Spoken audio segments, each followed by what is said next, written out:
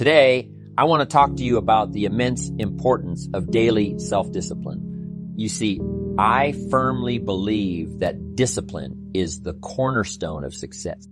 It is the driving force behind every great achievement, and it is the key that unlocks the door to a life of abundance and fulfillment. Without discipline, our dreams remain elusive fantasies, and our potential lies dormant, waiting to be unleashed. Daily self-discipline is not a one-time event or sporadic burst of motivation. It is a way of life, a commitment to consistently making the right choices, even when they are difficult or uncomfortable. It is about embracing delayed gratification and trading short-term indulgence for long-term satisfaction. When we look at the lives of those who have achieved extraordinary success, we find a common thread: discipline. They understand that success is not an overnight phenomenon, but the result of small, consistent actions taken day in and day out. They have mastered the art of self-discipline and use it as a vehicle to progress steadily towards their goals. Now, I know it's easy to get caught up in the allure of instant gratification. We live in a world where shortcuts and quick fixes are constantly being marketed to us. But I'm here to tell you that true success is not found in the shortcuts. It is found in the discipline to do the necessary work, to go the extra mile, and to persist in the face of challenges. Daily self-discipline is about creating positive habits that serve as the foundation for success. It is about taking control of our thoughts, because our thoughts shape our actions, and our actions shape our destiny. It is about setting clear, compelling goals, and then developing the discipline to pursue them relentlessly. I often say that we are the average of the 5 people we spend the most time with. That's why it is crucial to surround ourselves with individuals who uplift and inspire us, who share our commitment to growth and discipline. The right associations can fuel our motivation and provide the support and accountability we need to stay on track. But let me be clear. Discipline is not about depriving ourselves or becoming rigid and joyless. It is about making choices that align with our long-term vision and values. It is about finding a balance between short-term pleasures and long-term rewards. Discipline allows us to experience true freedom. The freedom to live life on our terms, to pursue our passions, and to make a positive impact on the world. So, how do we cultivate daily self-discipline? It starts with a decision to take responsibility for our lives and to commit to personal growth. It requires us to identify our weaknesses and areas where we need to improve, and then develop strategies and systems to overcome them. It demands consistency, resilience, and a willingness to learn from our failures. In closing, I want to leave you with a powerful quote. We must all suffer one of 2 things: the pain of discipline or the pain of regret and disappointment. The pain of discipline is temporary, but the pain of regret lasts a lifetime. Choose discipline. Embrace it as a guiding principle in your life. And remember, it is the daily acts of self-discipline that will lead you to the extraordinary life you desire and deserve. Many people yearn for instant transformation, a miraculous change that will revolutionize their lives overnight. But the truth is, lasting change rarely happens that way. It is the result of consistent, deliberate action taken day after day, week after week, and year after year. Imagine a sculptor who carves a masterpiece out of a block of stone. Each strike of the chisel may seem insignificant on its own, but it is through the accumulation of these small, repetitive actions that a magnificent sculpture is born. In the same way, it is the accumulation of our daily actions that shapes our lives. The power of small, repetitive actions lies in their ability to compound over time. Just like compound interest multiplies our financial investments, consistent actions compound to create remarkable results. It is through the accumulation of small steps that we climb mountains, achieve great feats, and transform our lives. Consider the habit of exercise. Committing to 30 minutes of physical activity each day may not feel like a significant change in the beginning. The key to harnessing the power of small, repetitive actions is consistency. It is not the occasional bursts of effort that create lasting change. It is the daily commitment to doing what needs to be done. It is finding the discipline to show up every day, regardless of how we feel, and taking those small steps towards our goals. Furthermore, we must be intentional about the actions we repeat. Just as a farmer carefully selects the seeds he plants, we must choose our habits and behaviors wisely. We must identify the small actions that align with our goals and values and then repeat them consistently. By doing so, we sow the seeds of success and reap a bountiful harvest. Remember, every action counts. Each time you make a conscious decision to eat a healthy meal, to invest in your personal growth, to nurture your relationships, or to show kindness to others, you are taking a small step towards creating the life you desire. And when you repeat those actions day after day, the results become extraordinary. You've got to have family goals. You've got to have personal goals. Worthy projects you would like to support. Not just income goals. It's not to have a home and a nice car and clothes to wear. It's the full variety of things. If you can develop an appetite for all of that. I call them reasons. Reasons make the difference. If you have enough reasons, you can do spectacular things. And there's an ancient script that says, without a vision, we die. And if I can get people caught up in thinking about where they would like to go, who they would like to meet, the kind of income they would like to have, the kind of money they would like to share, the kind of skills they would like to develop, the influence they would like to have, the reputation they would like to build. Would you like to be an entrepreneur? Would you like to have a masterful management career? Would you like to be a better parent? What kind of influence would you like to have on the people around you? Would you like to influence the industry you're in? There's a whole wide range of things that we need not lack for appetite of things to accomplish. And that's called the promise of the future. And without that promise, life becomes a little less worth living. If the promise is clear, we will pay the disciplines, we'll pay the price, we'll read the books, we'll take the classes, we'll learn the skills. So that's one of the first things, is to articulate the promise. Big job parents have these days is getting kids to see the promise of the future, the possibilities, the opportunities. When I used to cross my fingers and say, I sure hope things will change for me, and he said, Mr. Rohn, for things to change for you, you've got to change. I used to hope the economy would change, or my boss would change and become more benevolent. I used to hope that circumstances would change, the difficulties would go away. But he said, things aren't going to change. It's going to be like it's always been. But if you will change, everything will change for you. If you'll get better, everything will get better for you. That sort of is the centerpiece of the philosophy I've been trying to teach all these years. And I think that's one of the best quotes. It's a promise he gave me. If you will change, everything will change for you. But if you won't change, the next 5 years will probably be just about like the last 5.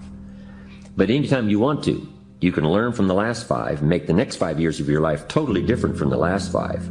If you'll make some little, simple, beginning changes for your health, for your income, being more valuable in the marketplace, things you want for yourself and for your family, and all the rest. Small pieces at a time. Best is to substitute a poor habit with a good habit. If you've got some bad habits as far as your health is concerned, if you start some good ones. My mama taught an apple a day. And my father will be 92, has never been ill. I've never been ill. My children, my grandchildren. Mama taught us so well those simple, basic, good habits of good health that we've followed all these years. And the payoff is extraordinary. So maybe you've got something like smoking, maybe, that you shouldn't do.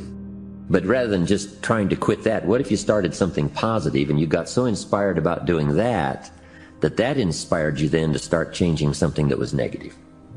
Success is looking at your own desires, looking at your own possibilities, and then stretching yourself and seeing if you can become all that you can become, earn all that you can earn, share all that you can share, make steady progress in that direction. To me, that's success.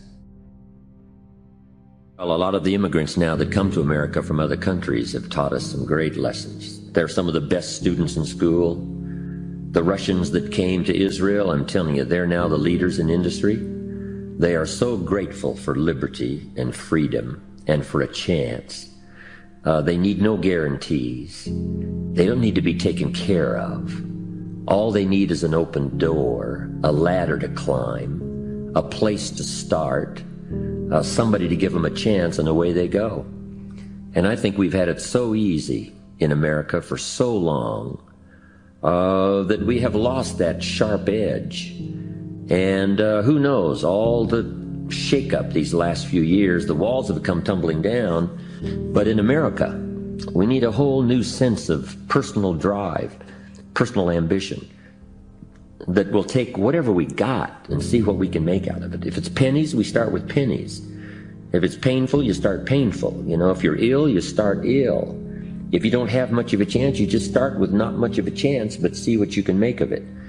And I think some of the people in other countries now where freedom is finally intact, the walls have come down, that are starting that journey could teach us a lot about taking what we've got, making something valuable out of it, rather than expecting someone to give us something. If there's books provided that you don't read, classes provided that you don't take, music provided that you don't listen to, ideas provided that you ignore, places to go of learning that you could find contact with ideas that could change your life and never take advantage of it, that's the big tragedy, to have so much brought to your fingertips and not to be excited about it. But that's what these seminars are for. That's what books are for. That's what messages like this are for, is to remind people of what all is available. Let us not be cynical, but let us be thankful and reach out and appropriate what's available and let it affect our lives now and in the future.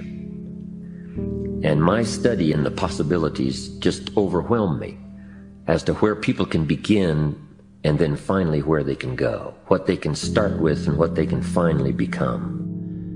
And to, first of all, I think recognize that is an incredible, exciting adventure. And then if you start working with it, what could I really do if I learned the lessons, adopted the disciplines, read the books, fed on the ideas like bread for my mind? What could I really accomplish? And the stories are always fascinating to us all about where people started, but where they finally ended up, what they finally accomplished, with dangers along the way, of course. But that's what philosophy is all about. Human philosophy is to give us guidance to avoid the dangers and take advantage of the opportunities. Number one, to earlier recognize the dangers and to also earlier pick up the opportunities and make something of them. But I'm constantly amazed at the human spirit, human possibilities. People with the most enormous struggling problems still manage to rise above them and do something noble, something powerful, something wondrous. I'm always intrigued by that. And I'm intrigued with myself, how I act like I act, how I respond like I respond. What is this human adventure on the spinning planet? I'm intrigued by all that. But America, nationally, industries, commerce, business, companies, corporations, institutions, education, politics, all the rest, involving human beings, is an intriguing adventure. I think we need to be curious about it, how it works, and how we can best play our part in family, in community, citizen, company, salesperson. Curiosity. Develop an appetite for that. And just start by saying, I'm going to systematically make some inquiry. I'm going to be a better reader. I'm going to listen better. I'm going to search. And start that whole process. And the more you do it, I'm telling you, you'll find something fascinating. That'll lead to something else fascinating. And the first thing you know, you've got this on an upward trend. To become valuable as a leader, to become valuable in articulating the challenge of the future, competing among the nations of the world. We've got our work cut out for us. But it starts at home, being valuable as a teacher. The key is not to just be a teacher, but be a student teacher. Don't just be a salesperson, be a student salesperson. Don't just be a father, be a student father. Don't just be the leader of a company, but be a student leader. And whether it's company, corporation, government, school, community, home, family, office, basketball team, baseball team, wherever people gather for whatever reason, if each one brings a better value to that enterprise, to that game, to that family, to that business, to that office, we've got a good chance of competing well among the nations of the world, and who knows what all we can accomplish in the 21st century. Starting with something simple. Mama said an apple a day keeps the doctor away. Good question for my audience today. What if that's true? Someone says, well, if that's true, that would be easy to do. But here's the challenge. What's easy to do is easy not to do. What if you should be walking around the block every day for your good health and you don't? You're not on a good track. If you should and you could and you don't, it's called formula for disaster. But self-improvement is called starting with the most immediate thing that comes to your mind that you could do to improve your health, your life, your income, your future. And if it's an apple a day, start there. If it's a walk around the block, start there. If you need to build your personal development library, go get a book and say, this is the next book of my new library. If you need to attend a seminar, go. If you need to keep a journal, Mr. Schoaf taught me to keep a journal starting at age 25. It represents a major part of my library. My own journals, notes that I've copied over the years, little poems I've written down, things that I've gathered that are invaluable to me, my business, as well as my lecturing career. Go get a journal. Start with an apple a day. Walk around the block. You know, it's not going to come in some great package out of the sky. But each little thing you start with called self-improvement, whether it's health or sign up for a class that you've been intending to take and you've put it off. Neglect does us all in. Neglect has us by the throat, shutting off air supply, money supply, and every other supply. But if you reverse that process, and it doesn't matter what you start with, just say, I should, I could, I don't. I will now say I should, I could, I will. And if it's an apple a day, start there. Getting a journal, make an entry. Go get that next book of your thriving library. Sign up for a class, and you have now begun the process. And that's all you need to do is begin the process.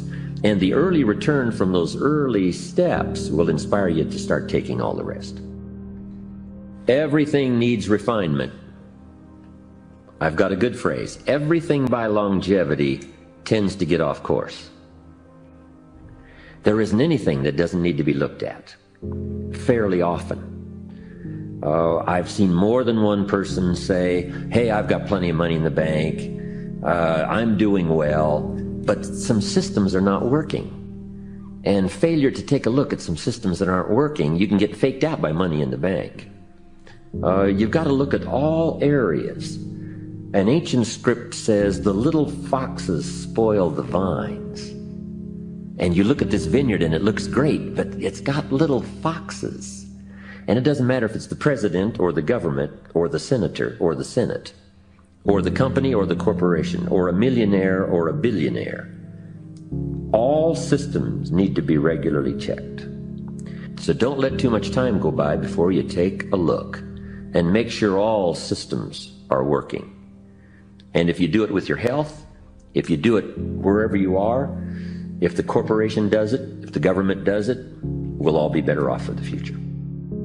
The ideas that I share with people these days so dramatically affected my own life back in those early days.